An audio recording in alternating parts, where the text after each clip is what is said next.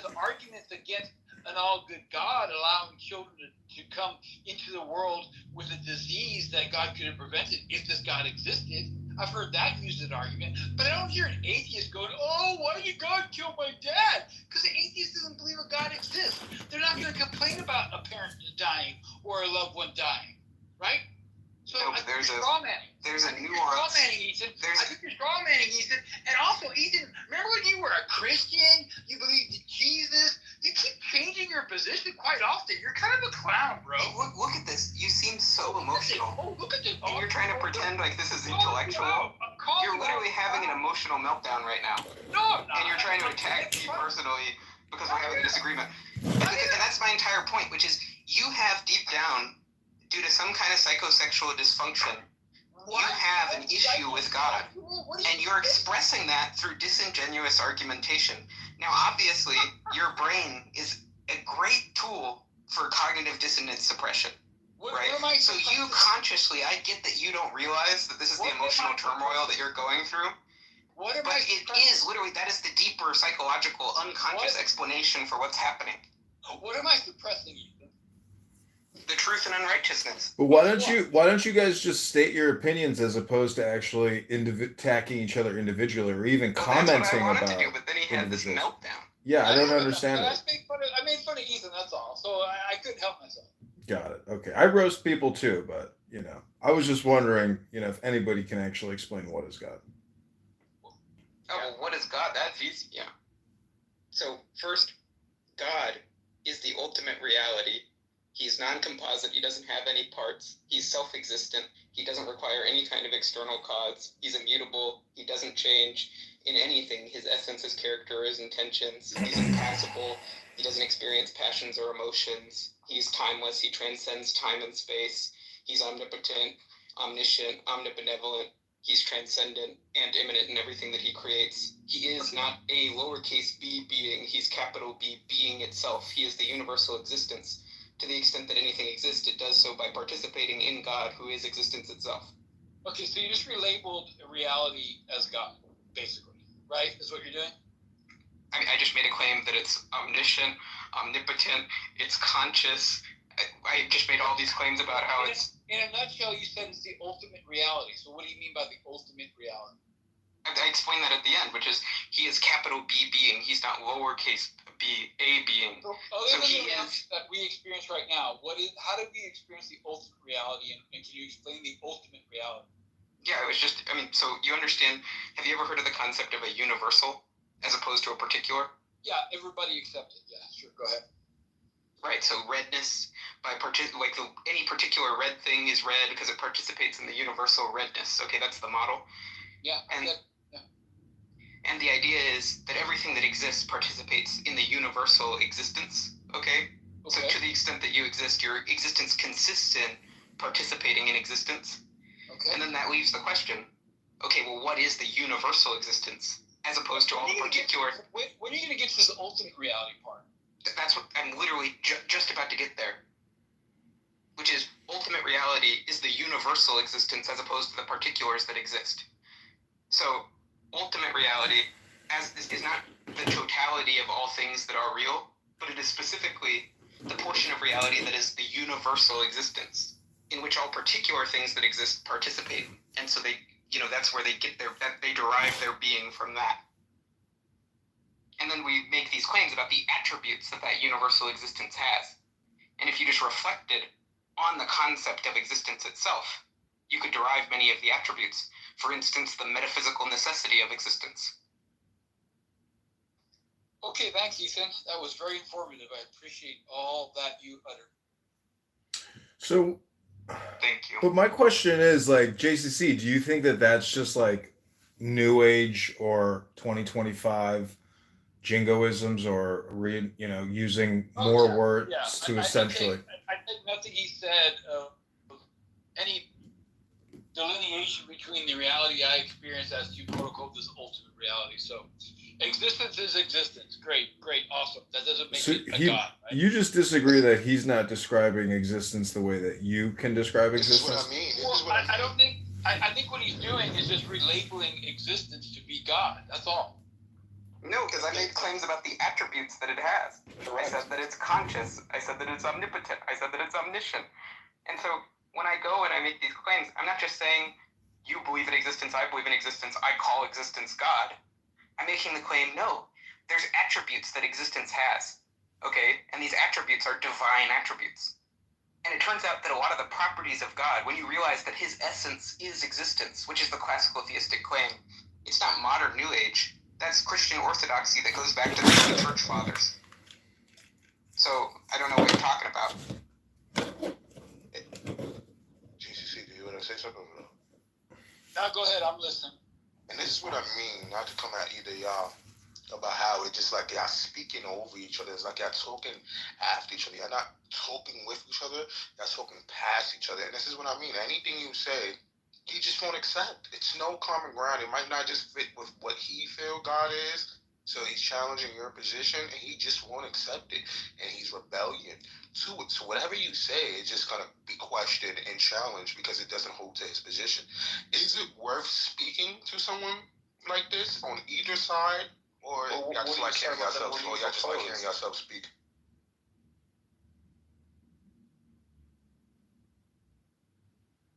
Well, see, when I hear things, I'm curious as to explaining how that is. Like when he says, reality is conscious. So what makes the world in which I live in a conscious entity? Like what makes it something that can make decisions, think for itself? I don't comprehend that at all. Well, you didn't get the first part, which is the world in which you live is not the universal existence. The world in which you live is a particular that exemplifies existence, which is a reality that's distinct from it. So the world derives its reality, right? It derives its existence from the universal existence. And that's why you need to understand this like metaphysics of the universal and the particular in order to understand the claim that's being made. Because it's not a claim about like pantheism. That's not what the claim is. And it's also weird that this is what Catholics believe, this is what Orthodox believe, this is what, to the extent that you're going to be with the mainstream tradition in Islam, that's what you believe. This is classical theism. And yet most atheists couldn't even define it. Could define classical theism, is what you're saying? Right. I think I have a grasp of classical theism. But what is that relevant to my understanding of what existence is and reality, right? Because you totally misinterpreted the claim, because the claim I was making was the classical theistic claim. So I don't think you know what it is, even though you think you do. You know, thinking yourself to be wise, you become a fool. Okay, I like these colorful words you're using from biblical quotes. Cool, awesome. Why does that make me a fool when I just ask you to explain how existence is conscious? Well, no, you asked me how the world you live in is conscious, which showed that you didn't understand the claim that the universal existence, capital B being itself, which is something that's distinct from any particular that exemplifies existence. So elaborate on being itself being conscious. Yeah, what do you want to know about it? Okay. I understand in order for something to be conscious, usually it's something of the biological nature, like us and other animals like us that have a brain that elicits things that can tell us that it is conscious, right? So help me understand how being, aside from other animals like us being, are conscious. Yeah, first of all, I don't think that consciousness presupposes that there's any biological substrate. And it's a problem in the philosophy of mind that it actually just does intuitively seem like a category mistake to say that consciousness just refers to a particular arrangement of inert matter. So it feels like consciousness, if there's a substance to consciousness, the what its likeness of experience is not something that's reducible to or fully explained by the arrangement of physical matter. It's something that can come to be associated with contingently physical matter, but isn't constituted by physical matter. It's something over and above the material, which is a threat to atheism. And I mean, there's lots of different ways to see this. You know, some are just theoretical, some are empirical. So like a theoretical way to see it is like the zombies argument, right?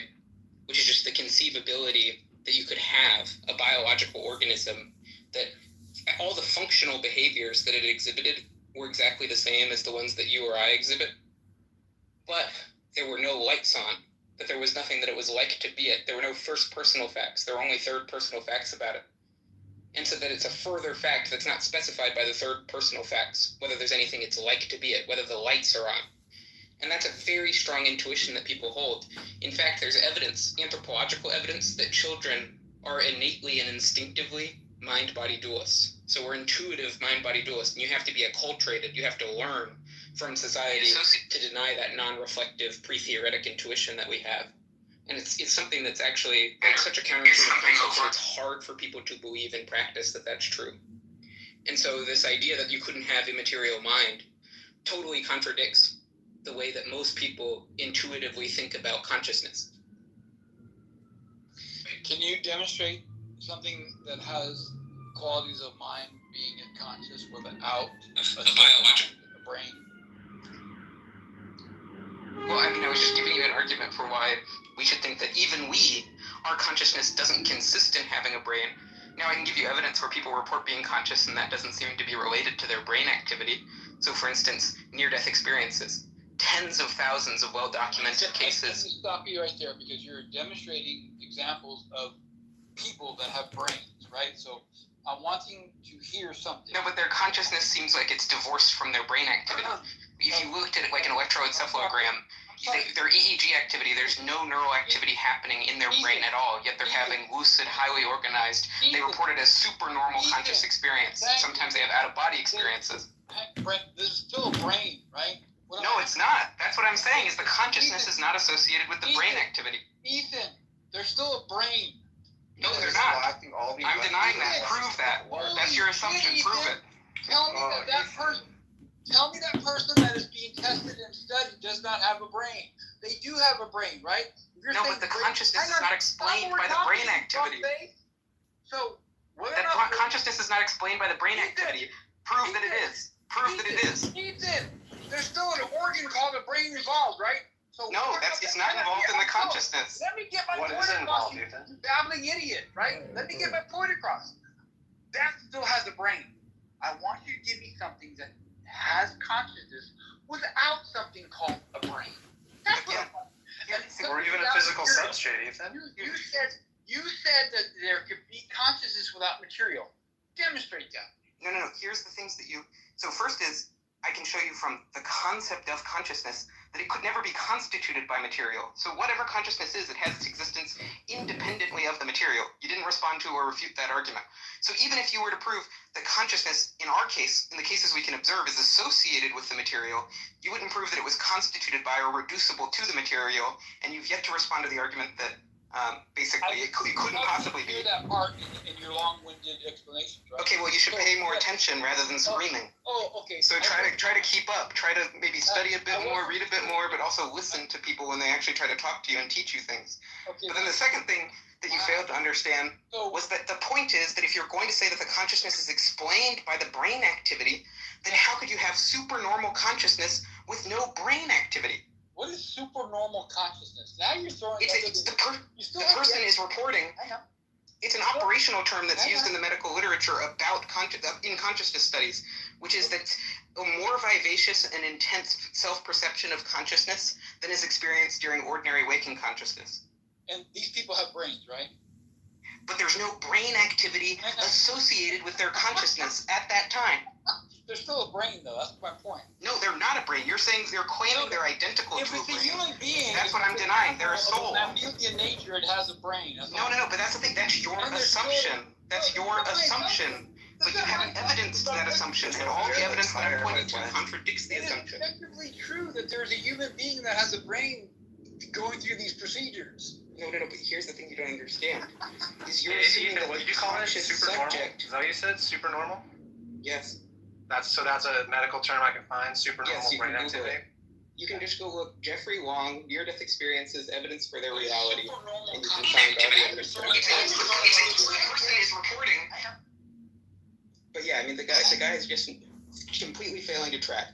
The claim is that you are not identical to your brain. Your awareness, okay, when you're ensouled, is confined to your brain, so your awareness is of your brain, but you are not identical to the brain. And what we're providing evidence of is that your soul can become disassociated from your brain. So the dissociation of the soul from the brain. And what would be able to evidence that? If all the correlates of consciousness during normal waking consciousness were absent, and yet supernormal consciousness were present. And that's exactly what we have evidence of in the near-death experiences cases. So now you threw in a soul. Yeah, that's funny. Yeah. Where did the soul come from? How'd that And just come so from? you guys are aware, supernormal brain activity, as I found it, is referring to when you're an aged person, someone who's older, and actually just has a stronger functioning brain than is normally associated. No, but with you looked up the older. wrong thing. It's No, supernormal look up consciousness, not supernormal brain activity. Okay, supernormal consciousness. Yeah, and just look at the article that I referred you to. The No, Jeffrey I don't Wall want it. I article. want to just find out what That's this the stuff medical is. literature that I'm If it's so referring to. commonplace, then I should be able to find it pretty easily, right? Yeah, you would be able to, but I'm just Yeah. telling you where you can find the operational definition from a medical doctor in a medical journal, just you can see it and used in exactly the context in which I'm using it. I've got a follow-up question. Hold on, guys. Hold on. There's some new people on stage. I could just jump in. Hopefully, I have self-control to allow these people to speak. I really don't be controlling y'all. But I just hold on, Brett. I got you. I just want to be fair to the people I seen come on stage first. Violet, do you want to say something to the title or something you heard? If not, if you're listening, it's okay. At the moment, I'm just tuning into how the conversation's going, but nice to see you, Benji. Perfect. Nice to see you too. King, do you want to say something? Nice, all good. Roland, you want to talk to what they were saying or to the title? Yeah, I'll talk to what they're saying. I mean, I know what Ethan's talking about in terms of brains not necessarily giving explanation for like the entirety of what we understand as consciousness. And we can see different brain activity when a conscious person is thinking and doing things, but we don't have like an explanation holistically for consciousness as of yet. I do think, though, that the types of things we see in terms of when people have accidents and so forth and who they are fundamentally changes as a result of their brain changing, to me, is somewhat indicative of the fact that the brain, in some capacity, is responsible for that. Now, in terms of whether or not there's a soul, that's ensouled in the material that we consider the brain, I don't think that we have any evidence to suggest that, and the NDEs that I've read, of which I've read many, are woefully lacking in either trolls or evidence, quite frankly. So I'd be highly skeptical. I'm driving right now. I can't read if he posted an article about an NDE, but Thank you very much. I've yet to find any that were even minorly convincing in any kind of significant way. So I'd be interested to see what it said, but as of right now, I don't really have any reason to think that there's some kind of like ensoulment within the brain, and then that's operating the physical body, and that is in some way limited by that body, in terms of injury or things like that. But I do know what Ethan's saying. I don't necessarily agree with it, though. Do you want to respond to him before we move on to the next person? Yeah, I mean, first is basically it's a review of tens of thousands of near-death experiences. So there's like a quantitative analysis of this data set where there's this basically near-death experience research foundation. And then there's also case studies of some of the most convincing, well-documented cases. And I mean, to say that you don't find it at all convincing or credible just indicates to me that you're not intellectually honest in the inquiry. You just start with presuppositions and you're not What are we receptive supposed to to be the evidence. convinced of, though? Well, what I'm trying to convince people of is that, and this is what happens in psychology research all of the time, which is when you're trying to say, hey, this process is implemented by this substrate specifically, the way you could falsify that claim is if you could have the process happening and credible evidence that the process had happened, even though that substrate was either damaged, impaired, or at least passive at the time that process was supported. And so that's called like a dissociation study. And so what NDEs, basically if you accept this overwhelming evidence, they establish a dissociation between consciousness and brain activity of this data set. Rolly, you want to say something to that before I move on to David? Oh, again, I can't read it right now, but Yeah, I'm I just have saying something to say. Go ahead, Oni. You got it, bro. Yeah, so like I don't necessarily think that the brain is all that's responsible for consciousness. I think the nervous system has to do with it. Maybe some other sense perception that humans are capable of. And also, were you just talking about this just as an extra feature? How does this get you to a God? The guy's objection to God was he said immaterial minds are impossible. I said I think I have a soul. He then asked me, can you think of anything conscious that doesn't have a brain? So then I was just establishing that you can dissociate consciousness from brain activity. Do you think that other life forms possess consciousness besides animals? And so, well, I mean, I'm not exactly sure. I mean, if you consider God a life form, I don't know if you consider it. No, excluding God. Like, if you're talking about biological organisms like plants, I would say I don't know, but I can't rule it out because obviously it's the nature of consciousness that it's private. It's not accessible just through like third-person observation. Yeah. Okay. Well, whatever. So, are you just saying that you don't know whether or not things other than animals are conscious? Well, no. I know there are things that are conscious that aren't animals. Such as what? Such as God. Well, no. Aside from that, because you can't define what that is anyway. No, I did define what that was earlier. You defined what God was? Yeah. Oh, can you define it again really quick? Yeah. God is fundamental reality, which is to say that he is the universal existence as opposed to any particular thing, which, exemplifies that universal of existence. He exemplifies these attributes of immutability, eternality, omniscience, omnipotence. What'd you say? Is it a male? Is that what you said? Because I thought you said he. Yeah, I'm personifying God with gendered pronouns. It's easier. And what was the first line you said? The very first thing you said? He's fundamental reality or ultimate reality. Fundamental reality. And I define that as there's the universal existence as distinct from any particular, which exemplifies existence. So just like you have redness, which is the universal, which is exemplified by all particular things that are red, the same is true of existence itself. That there's a universal existence. Everything that exists exemplifies that universal and derives its existence from it. And so the classical theistic conception of God is that he is not a lowercase b being, but he is capital B being itself. That's interesting. So it's just kind of your own proprietary understanding of what a God is, huh? No, that's the classical theistic understanding. All the Christian church maybe that's accept why the it. classical theistic understanding that makes no sense. Well, you just said that it was idiosyncratic to me, and then it turned out that you were completely ignorant of everything. Well, I wasn't sure. It just seemed like a lot of words to explain a lot of nothing.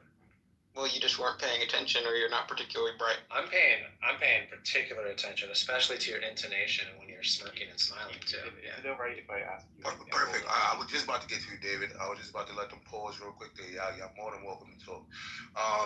Dodge, I got you, bro. I'm just giving a chance for everybody that haven't spoke to speak. David, if you want to speak to what they're talking about or to the title, you're more than welcome. Yeah, sure. I mean, I like Ethan's explanation. I think when you look at a red balloon, that red balloon in itself is not redness. It exemplifies. It is an instance of redness, but redness itself is a global, like it's a how would you call it, like a universal thing that is not encompassed by any one particular thing, but particular things can exemplify it. So just like one dog is not all dogs, but the class of all dogs is something that's universal. So basically anything that could be a set, like X is a member of this, any of those things that are this is part of the universal. And I think that that when you go back and then when you extrapolate it one more time and say anything that exists is a member of something that comes from God. Perfect. I appreciate you for that. Sid, do you want to say something? Yeah, no, thank you very much. Benji, congratulations. You're hosting the room. You're doing a good job. You're always usually a guest, like you're running the show. But I wish you would, get the JCC and Honey Badger a little control. They're out of control. But anyway,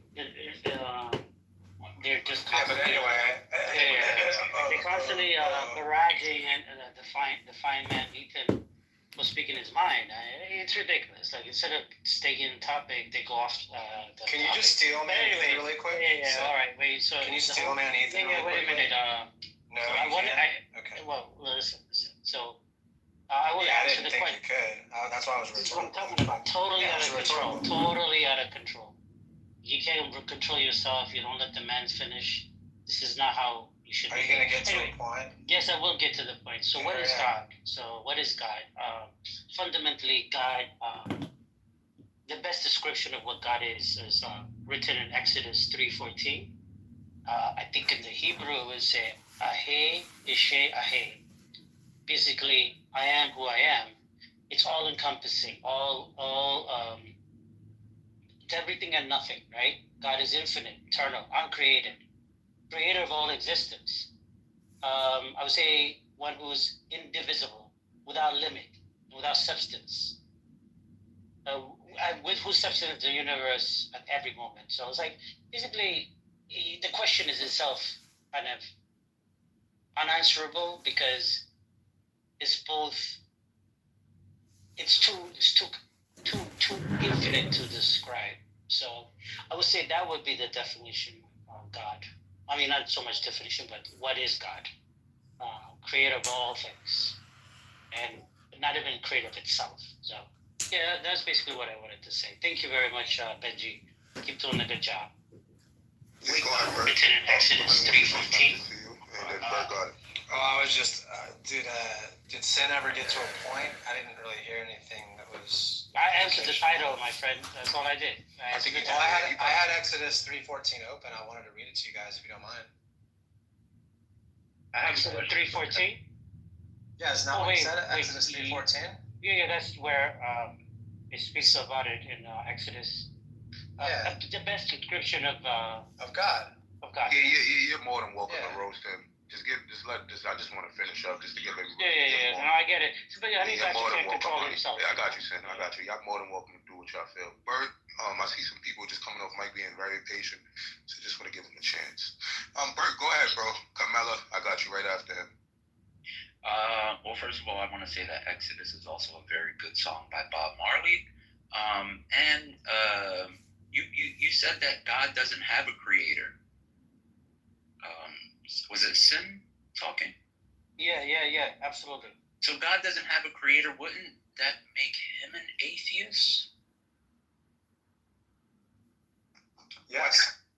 I mean, if you want to be dumb and say that, yeah, sure, why not? Hey, why you gotta be dumb? I'm just saying, it would be a dumb thing to say, but you can say that. So? How? To compare God with a simple-minded person like JCC and Ronald, and that would be kind of weird. How is it weird? I mean, can you admit by that? Is there just a quick question? Is there a reason, Cinema, you just called me simple-minded? Like, I didn't say anything insulting to you, motherfucker. Why'd you just call me simple-minded? There you are. There you go. You did it right there. You did it. I'm just waiting for you to say it. After you called me simple-minded. It's just weird. Like, you're getting off mic to espouse, like, how you want everybody to treat each other nicely. And so I didn't treat anybody with any kind of pejorative way. And you immediately call me simple-minded. See, quite frankly, I apologize. No,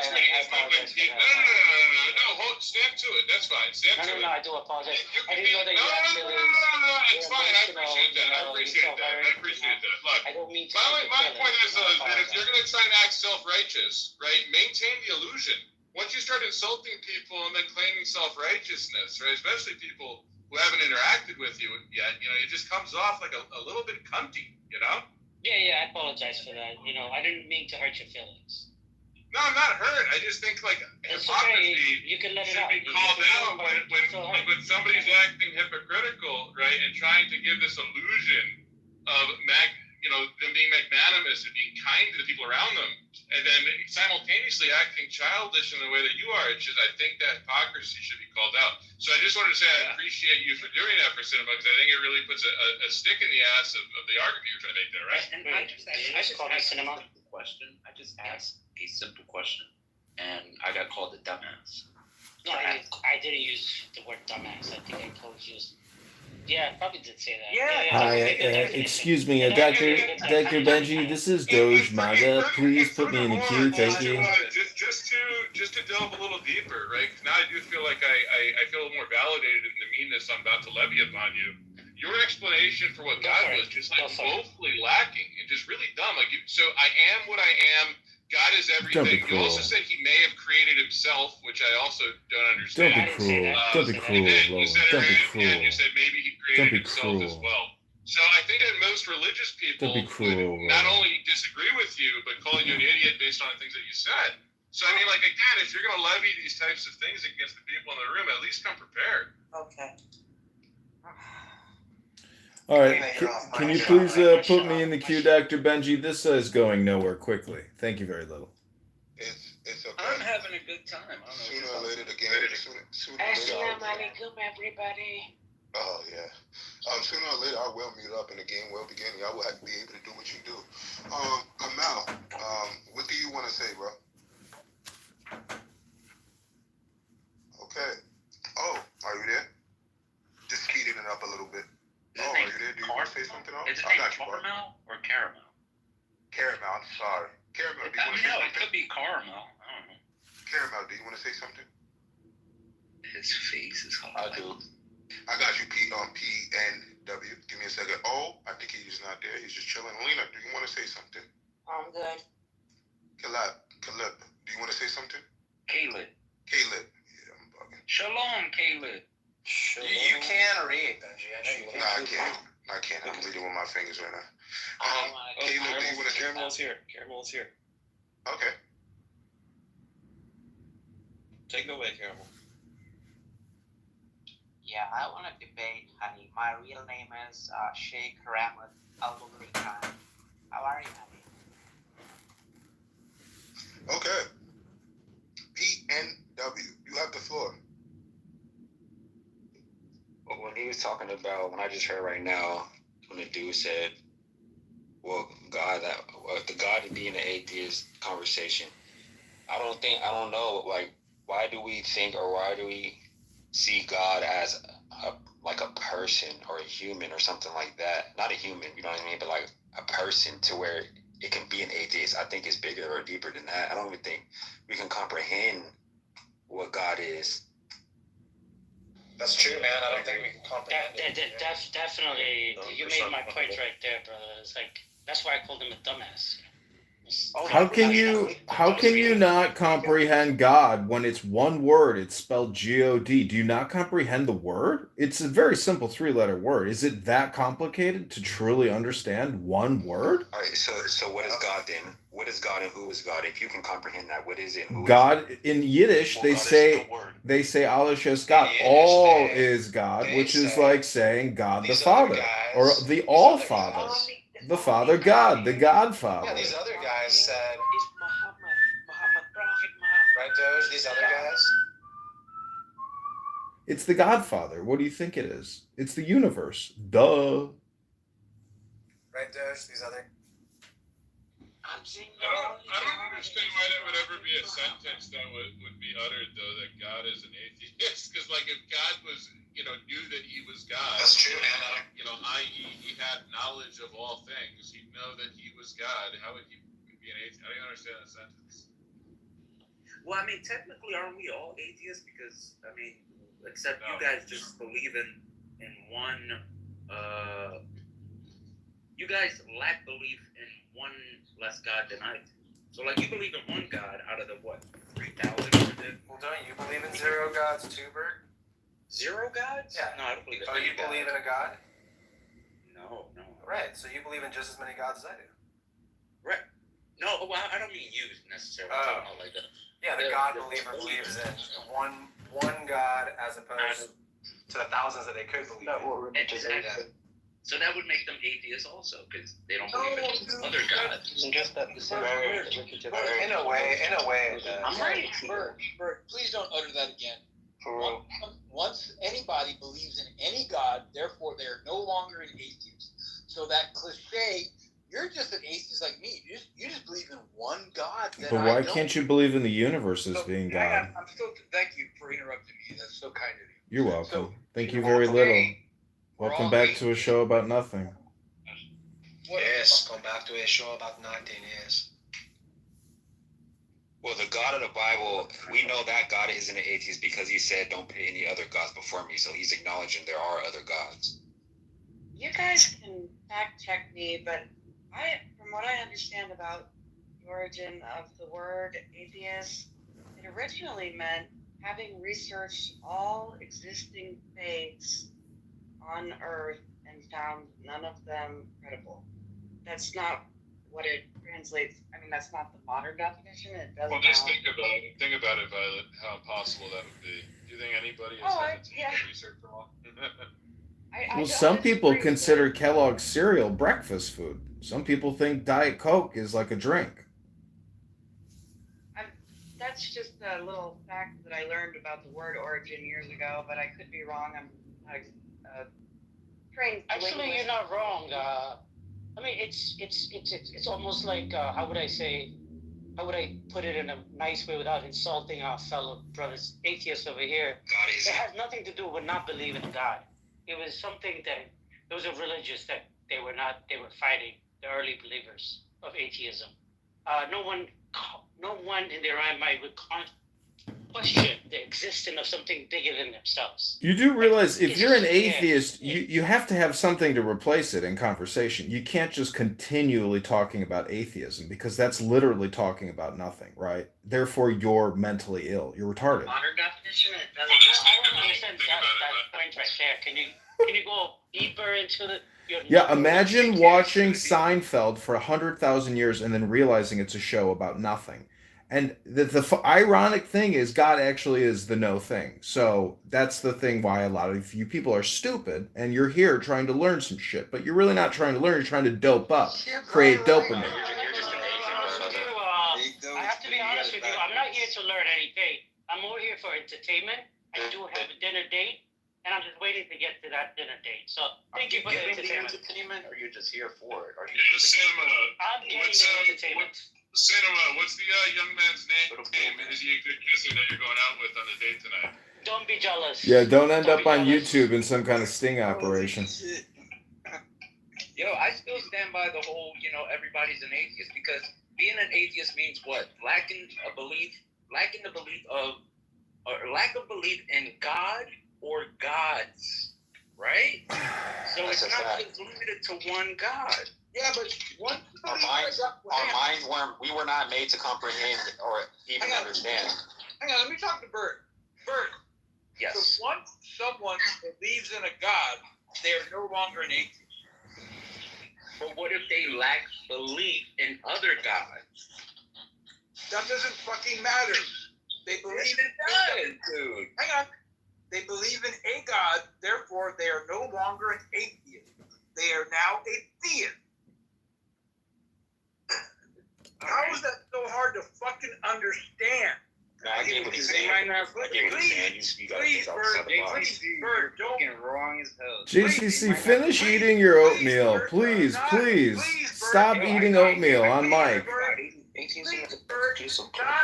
Please, not repeat that as an argument, right? It's not a good argument. Sorry, hey, Bert, I'll repeat it. Not to you, but I'm going to do it again. Sorry that JCC can't understand it.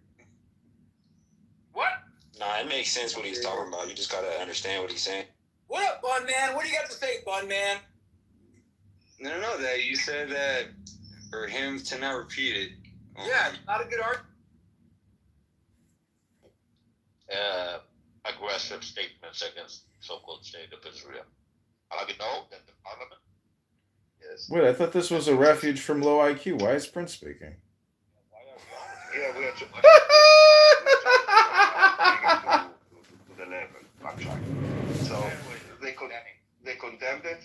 The British, you have to understand, the British are not Americans. The British, this was an attack on the institution itself. They don't give a shit if it's Labour or it's the other party. And they view it as an attack of the parliamentary institution and with an attack of the how do you want to frame this? Basically, humiliation, a national humiliation to the country. Okay. First of all, they will get over it. I don't think it's a national humiliation because we accept other MPs. It was very specific MPs that I don't know how much the British public sees them as representing the kingdom.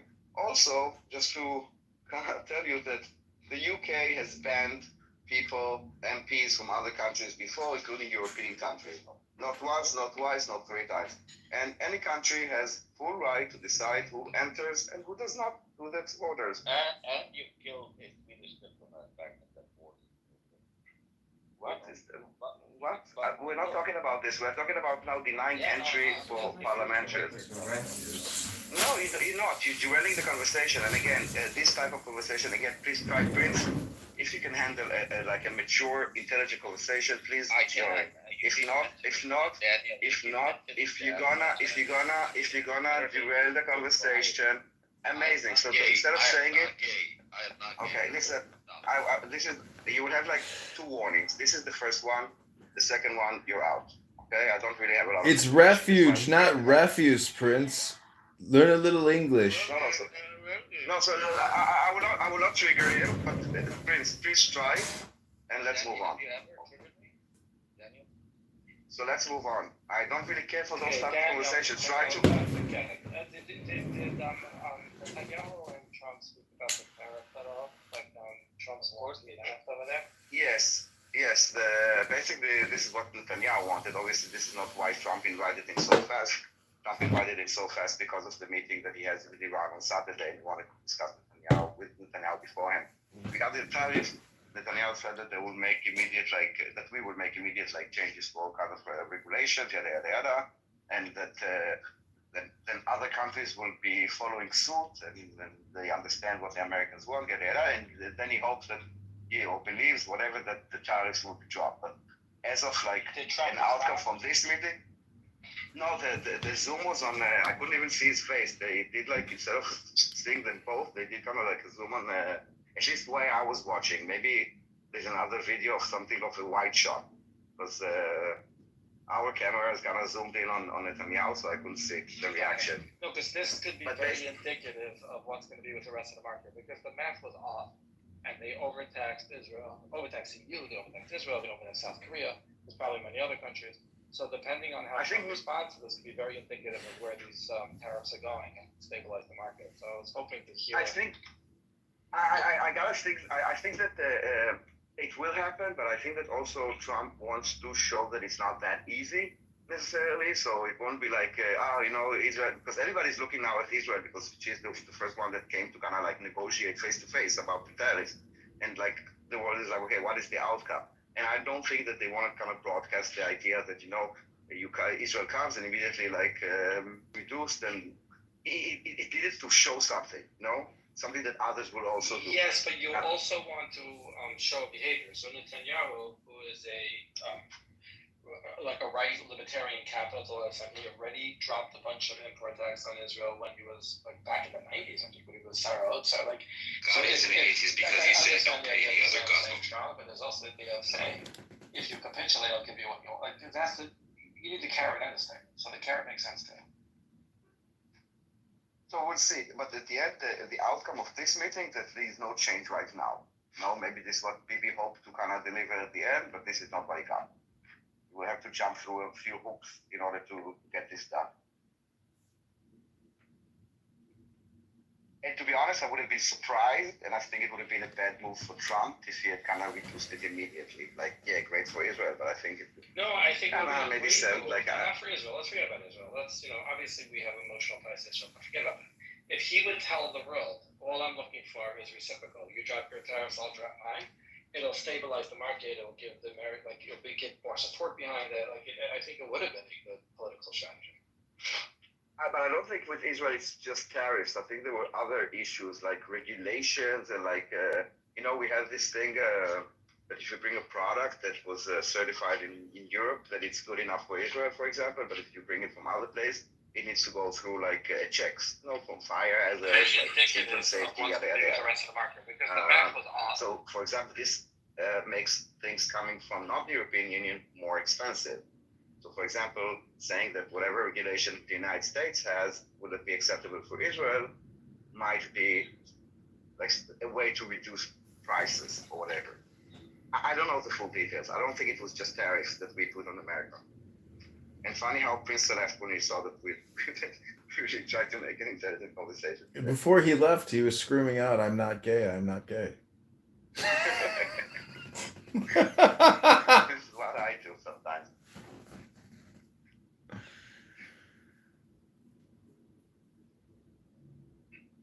Well, you know, Yeah, I think the big news is the market turned around today. I mean, it closed. You know, the Nasdaq was up. I mean, the sky didn't fall. You know, there was no collapse. One day correction. up like compared to yesterday, you mean? Yeah, what I'm saying is it's not cascading. That the circuit breakers aren't popping. That the sky isn't falling. You know, that the media would want you to believe and feel it in your in your soul. So I have two things to say to that, John. One thing is that you're right. It went down for one day. It could be like the market always reacts and always panics and blah blah blah. Prices, whatever. I wouldn't be surprised if it goes back down tomorrow. There's probably a lot of speculators who are buying, thinking that the market overreacted, and then we'll see what happens tomorrow. So the basic theme is these one-day moves don't make too much out of it. Yeah, in stock market you cannot look at such Well, a small time frame. The March 2020 collapse was cataclysmic. I mean, for a whole week straight, people watched their entire portfolios go down 30-40%. And it was, you know, it just didn't end. The March 2020 collapse. It was tied to COVID. Yeah, I know. Problem. Yeah, they shut the economy down. It shut the entire economy down. It wasn't like prices went up and going to get a 10, 20, even 30% correction. That was like, it should have gone down to zero. Not zero is exaggeration. It should have gone down to. Well, there should have been bankruptcies through the roof. I mean, and those didn't even materialize. But the government stepped in to the tune of trillions and saved the economy. That I don't. Yeah, but now we're 40 trillion in debt. I mean, the first act was called Heroes Act for 1.2 trillion. Then another act for $1 trillion. So it's like we're wasting money. That's the facts, and it was all based on lies, deception. I mean, you know. COVID-19 and the vaccines have been proven, I think, beyond a reasonable doubt that it was a giant groupthink runaway train. Well, when you say COVID-19, I think you mean lockdowns. The COVID-19 is very, very real. The lockdowns helping is pretty obvious at this point. No, I mean, it's real, but I mean, the devastation that it was, you know, the actual look at Sweden. I mean, they didn't even lock down. Yeah, the 2% death toll was overstated. That's true. But at the time, that at least made sense. The lockdowns never made sense because it was never a proven science that lockdowns help. Anyways, I just like the belief that there's not a speck of dust out of place in the whole universe. I mean, we voted Trump because he's mercurial, and we need mercurial, multivariable solutions at the top, and he's giving us that. He, you know, I've heard El Normo say he puts out a tough bargain, you know, in order to get the best deal. I mean, he goes, you know, he's very polarized in his decision making, but this is how we affect, you know, change. But the problem is the media is so powerful in terms of dictating feelings and narrative and herd consciousness. It's unbelievable just how fake it really is. When you look at it, you're like, holy shit, like this whole thing is just created to manipulate my feelings, my emotions, what I think about someone, and etc. It's truly unbelievable how powerful communication is, you know, in terms of mass distribution and algorithmic, you know, placement.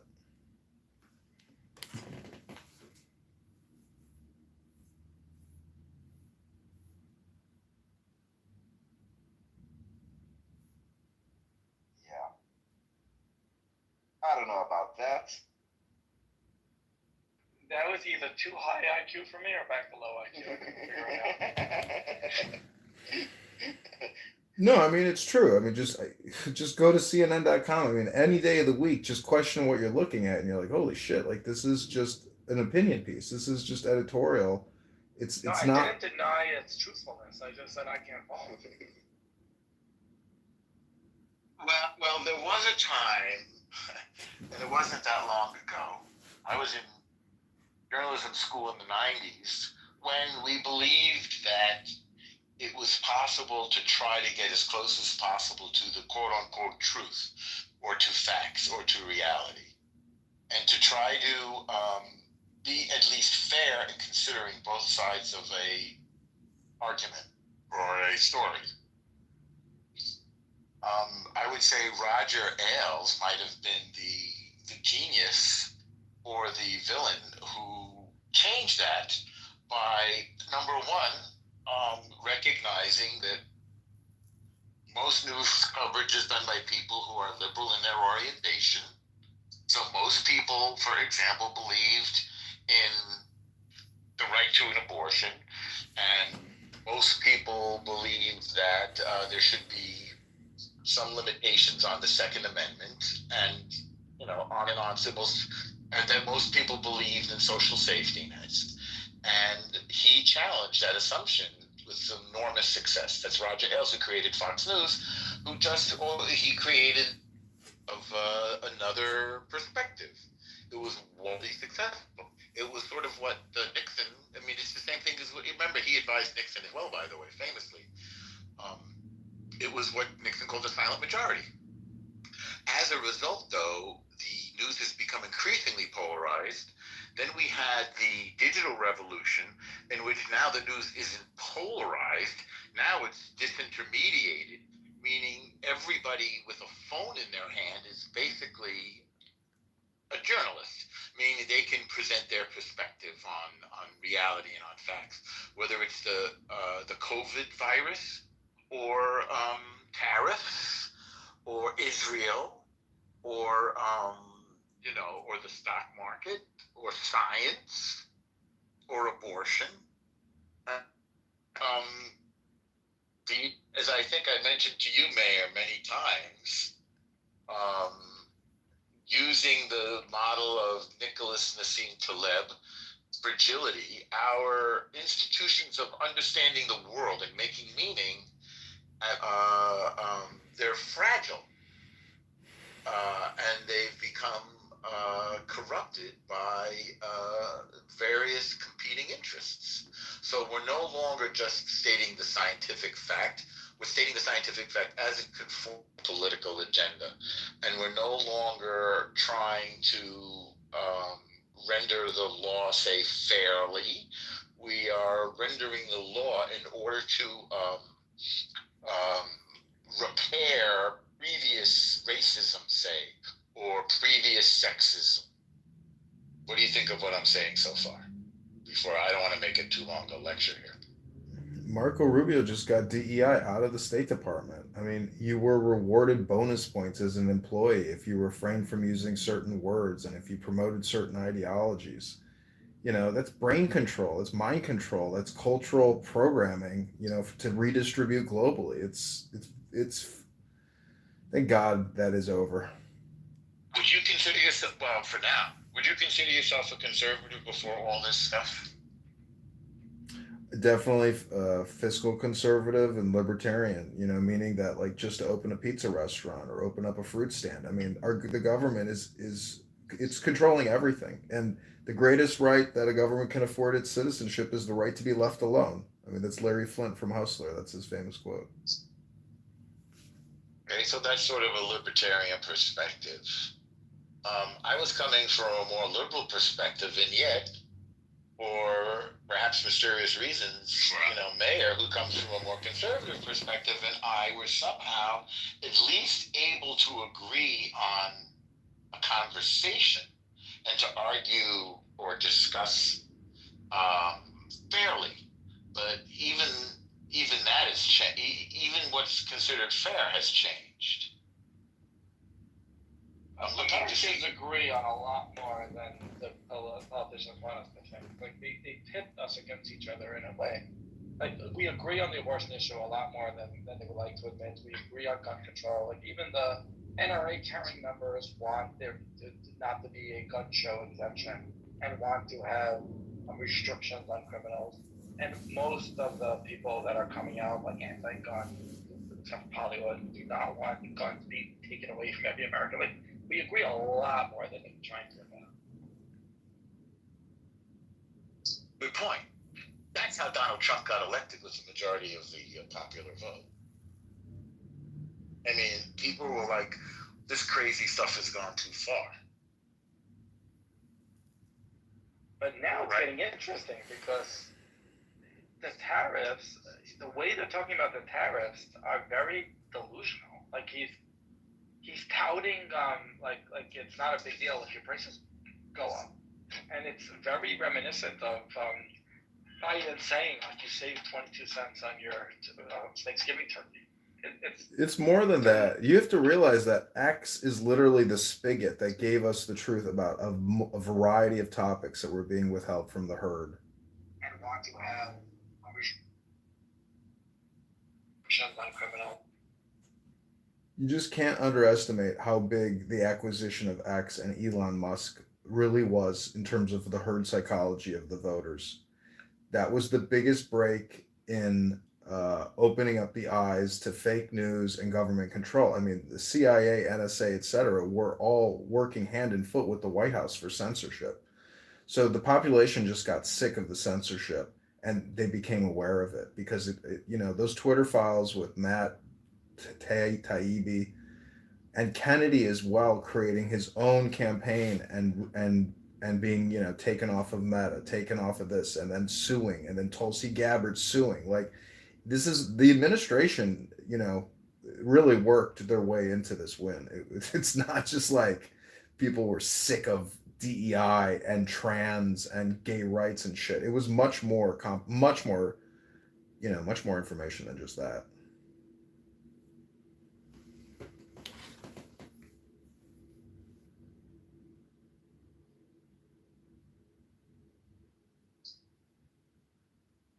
I mean, once we've got a man in woman's clothes, as what was this person? An admiral? Yeah, Rear Admiral Levine. Rachel Levine. Oh no, you're talking about the admiral. Also as a HHS.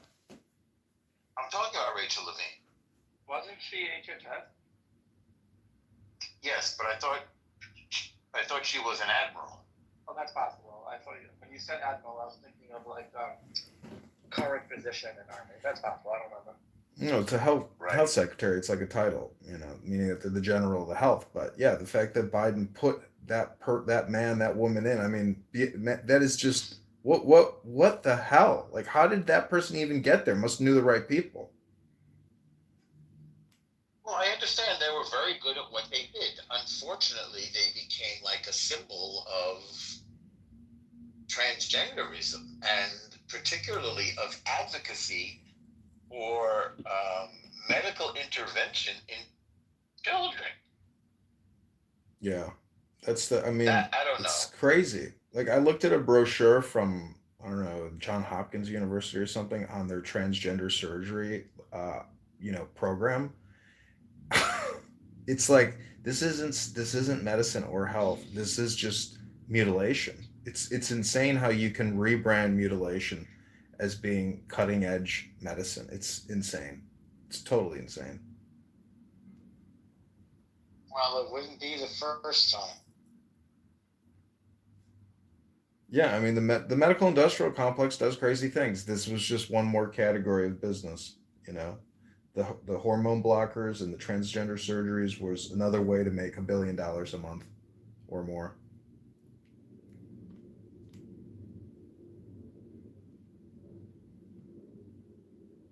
I mean, I am not convinced that this was done with malintent, which leaves it's always the question, stupid or bad? That's always the question, right?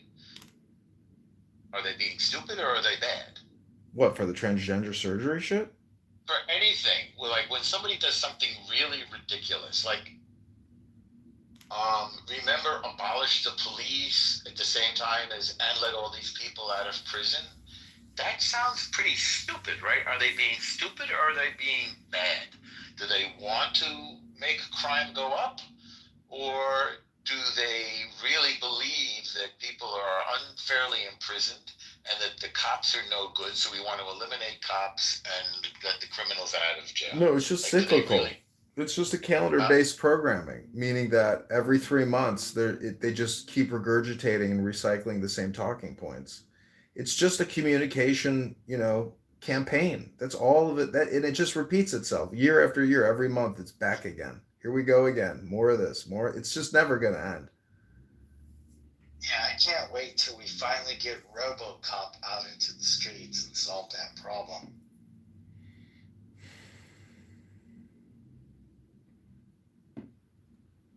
Bad language makes for bad feelings. I met Peter, the guy who played RoboCop, at the gym.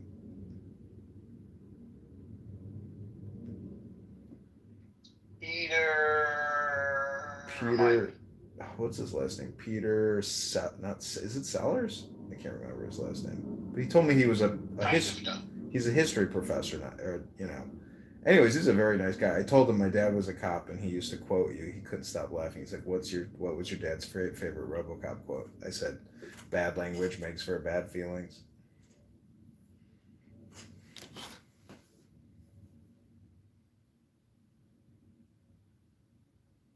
I don't even remember that part, but I remember finding it funny.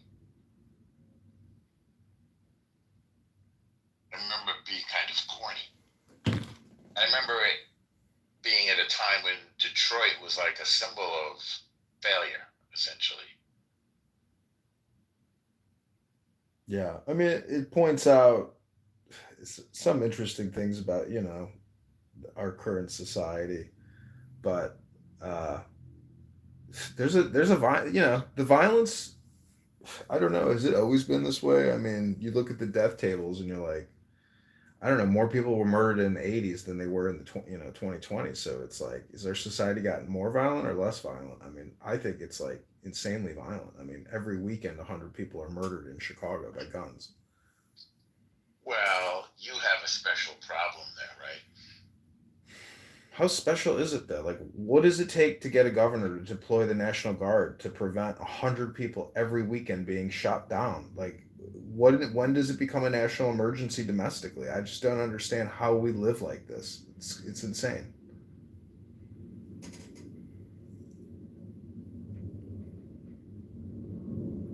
I mean, you can go to Baghdad, Kabul, go to any former war zone.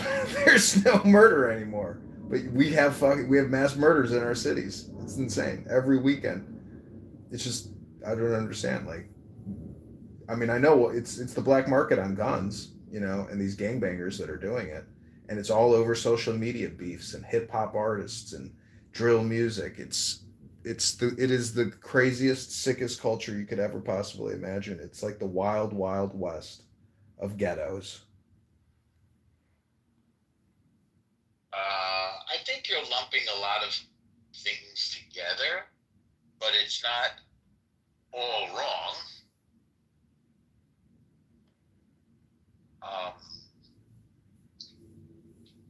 It seems to be that the art coming out of the culture is perpetuating the negative aspects of the culture. It's sort of, maybe you're suggesting that? Yeah, I mean, their communication publicly and internally, it's not Shakespeare. It's, you know, the sickest linguistic, you know, shit they can piece together. I mean, it's a failed society. It's a failed culture. It is like killing itself. Hip hop is genius. Yeah, stuff. No doubt. But I'm just saying, if you listen to the stuff today, the drill music today, it's unlistenable because it's literally psychotic rambling. It is murder music. It's not Biggie talking about feeding his baby outside his building and the police keep fucking with him. It's hardcore murder music.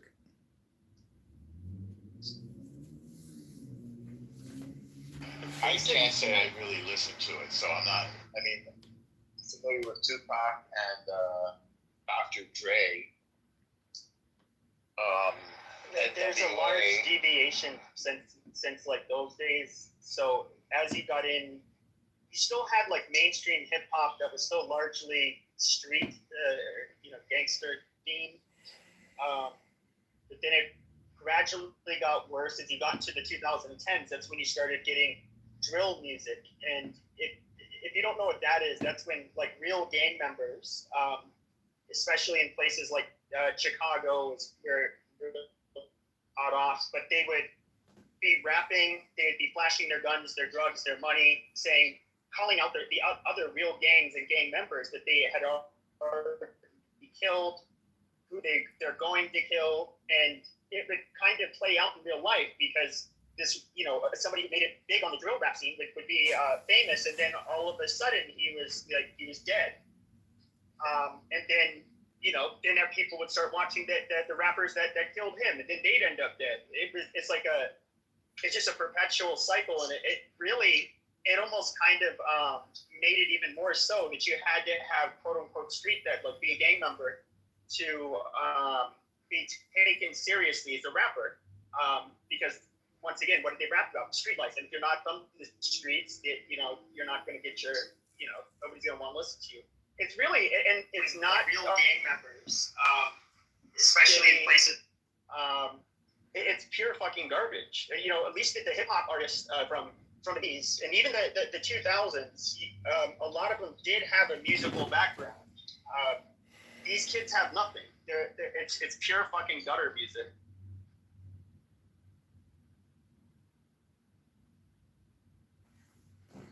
Yeah, it's murder hypnosis is what it is, El Normo. And that's why it's cyclical. And you have one gang member get murdered, the other one rises, that one gets murdered, somebody else takes its place. It's the sickest culture. I mean, there should be censorship for promoting murder, death, mayhem. I mean, it's propaganda. I mean, look what happened in Palestine, in Gaza, with their Shahada videos, and look what they did.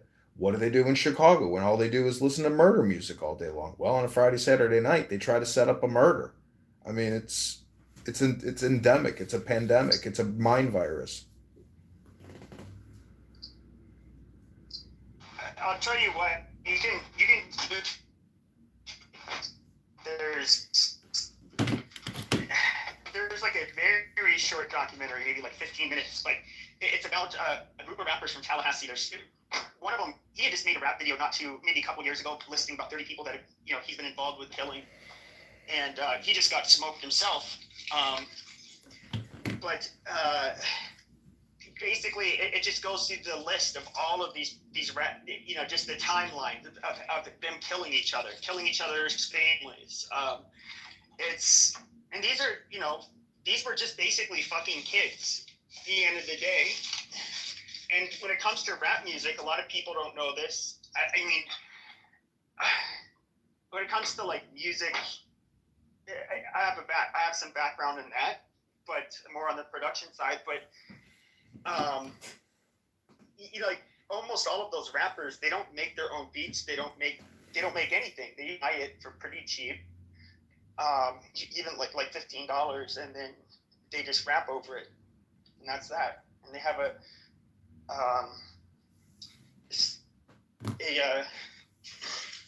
studio engineer or the fuck do you call it? Generally, it's a studio engineer that will end up mastering. An engineer, a music engineer. Yeah, so they'll master it to make sure things come out balanced. Yeah, so they can be streamed on different platforms and sound okay. But yeah, that's all there is to it. It doesn't take any real musical ability. I've worked with many sound engineers, really, really good ones. Are you talking about like in the days of analog studios? Like where they had the physical equipment? That old. He was El Normo was best friends with Phil Spector. I don't know if you know that. No, that's not really true. But Pro Tools. Essentially. Yeah, Pro Tools is still essentially the most commonly used by studios today. Yeah. Well, I'm acquainted with the guy who invented it. Well, yeah, so they'll master it to make sure very well. The guy who caused the downfall of the studios. Oh, he did. Yeah, that's all there is to it. It doesn't take any real musical ability. Oh no! So there's a reason why quality music hasn't been put out. At least what I would call quality music in the last few years, or last 10, 15 years. Well, in the 90s, when Pro Tools, then you end up having Ableton, Logic Pro, FL Studio, all of these digital access workstations, and they. I didn't use it. I didn't do the sound mix myself. No, I'm not saying you did, but I would edit in Avid. So I don't know what. I mean, it was a Pro Tools session in Sony Music Studios. Fancy, audio editing room. Yeah, but when you have those studios, stations, it got rid of the need for a lot of the actual studios, because people can start doing it at home, and then basically record labels can do it in-house. It's like when it comes to just something like reverb, microphone placement for instruments. I mean, that was an art in and of itself. But once it became all digital, these experts, except for really when it came to mastering. And you need somebody with an ear and obviously technical mastery. And I would even say, for my purposes, because I use it only in documentary, both for television and for movie theaters, you need a person who has a sense of story. I mean, there's still a lot of talent involved. Sure, I mean, I can tell you, personal knowledge, I can create sounds on a laptop that in the early 1990s, there was no way I could do it unless I went to a studio and had the studio technicians and sound engineers set everything up for me, because I would not be able to do it. So that's kind of like, that does take a huge step out of the process.